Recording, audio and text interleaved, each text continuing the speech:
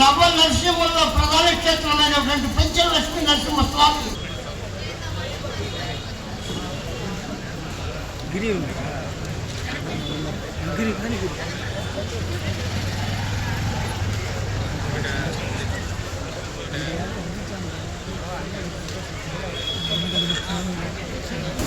నెల్లూరు జిల్లా నుండి తిరుపతి జిల్లాకు మార్చేందుకు ఒక నోటిఫికేషన్ విడుదల చేయడం జరిగింది.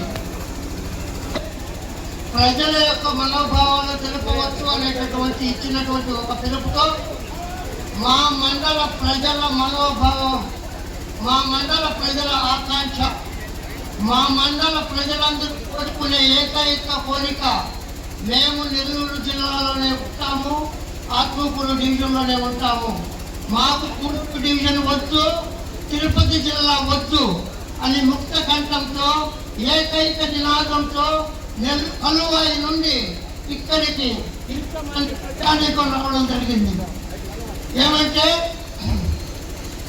మాకు కలువాయి నుండి ఆత్మకూరు డివిజన్ వెళ్ళాలంటే కేవలం 40 కిలోమీటర్ల దూరం. అదే జిల్లా కేంద్రానికి రావాలంటే 70 కిలోమీటర్ల దూరం.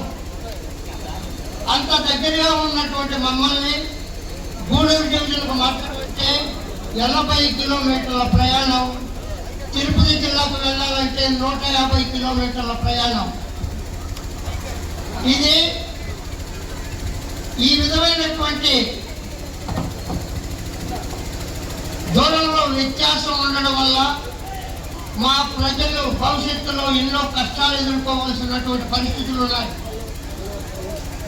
వైద్య రంగంలో మాకుండేటటువంటి పిహెచ్సి నుండి ఏదైనా కేసు రెఫర్ చేసి సిహెచ్సికి పోవాలా, జిల్లా కేంద్రానికి పోవాలంటే ఎంత ప్రయాసం ఇక్కడ ఉన్నటువంటి తల్లులందరికీ తెలుసు.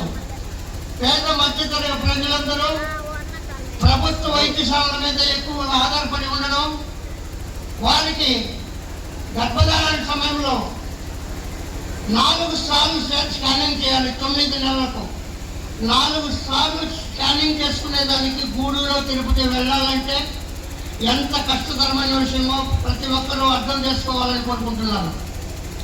అలాగే రైతాంగానికి ఎన్నో ఇబ్బందులు ఉన్నాయి.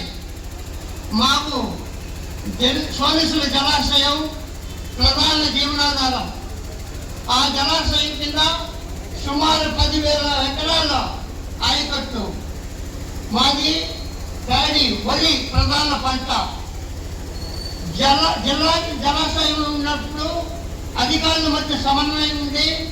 మాకు నీళ్లు కావాలన్నప్పుడు వద్దన్నప్పుడు అధికారులతో మాట్లాడిన వెంటనే మా రైతాంగానికి సహాయపడే అధికారులు నెల్లూరులో ఉంటే మాకెంతో అనుకూలమైనటువంటి విషయం. అలా కాకుండా జిల్లా జలాశయము నెల్లూరులో ఉండి, సోమేశ్వర జలాశయం నెల్లూరులో ఉండి మేము తిరుపతి జిల్లాకు వెళితే ఈ జలాల వివాదంలో ఎన్నో ఇబ్బందులు ఉండేటటువంటి విషయం మాకు ఆ ప్రభుత్వ పెద్దలు అర్థం చేసుకోవాలని మనస్ఫూర్తిగా కోరుకుంటున్నాను. ఈ జలాల మధ్య అధికారులకు సమన్వయం లేకపోతే రైతాంగం పడే కష్టాలు, అలాగే పండిన పంట ప్యాడీ ప్రొక్యూర్మెంట్ సమయంలో మేము తిరుపతి జిల్లా వాసులము, నెల్లూరు జిల్లాలో మిల్లులన్నీ అలా కొన్ని ఇబ్బందులు వచ్చినప్పుడు మేము పండించినటువంటి పంటను కూడా అమ్ముకునేందుకు మాకు ఈ జిల్లాలో హక్కు లేకుండా పోతుంటే మా రైతాంగం ఎంత ఇబ్బందులు పడతారో ఒకసారి ఆలోచించాలి.